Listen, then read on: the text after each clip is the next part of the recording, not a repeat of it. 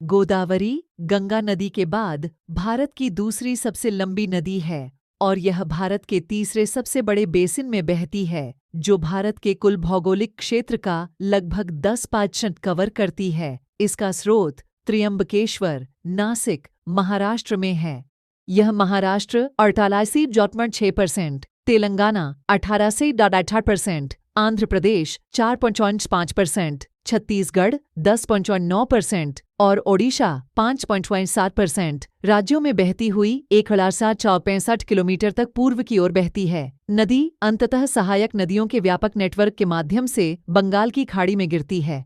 312 sirs 812 किमी बा 2 तक की माप के साथ यह भारतीय उपमहाद्वीप में सबसे बड़े नदी बेसिनों में से एक है। केवल गंगा और सिंधु नदियों में ही बड़ा जल निकासी बेसिन है। लंबाई, जलग्रहण क्षेत्र और निर्वहन के संदर्भ में गोदावरी प्रायद्वीपीय भारत में सबसे बड़ी है और इसे दक्षिण गंगा कहा गया है।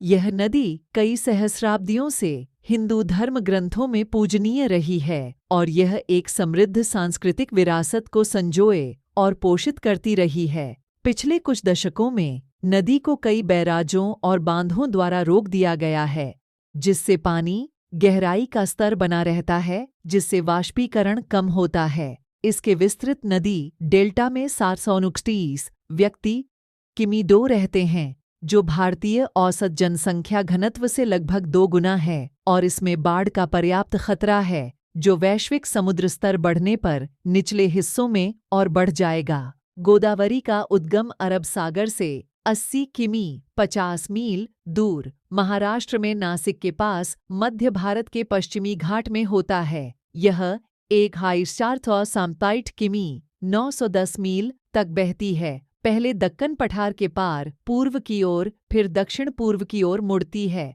आंध्र प्रदेश के एलुरु जिले और अल्लूरी सीतारमा राजू जिले में प्रवेश करती है, जब तक कि यह 2 वितरिकाओं में विभाजित नहीं हो जाती है, जो धवलेश्वरम बैराज में एक बड़े नदी डेल्टा में चौड़ी हो जाती है, राजमहेंद्रवरम और फिर बंगाल की खाड़ी में बहती है।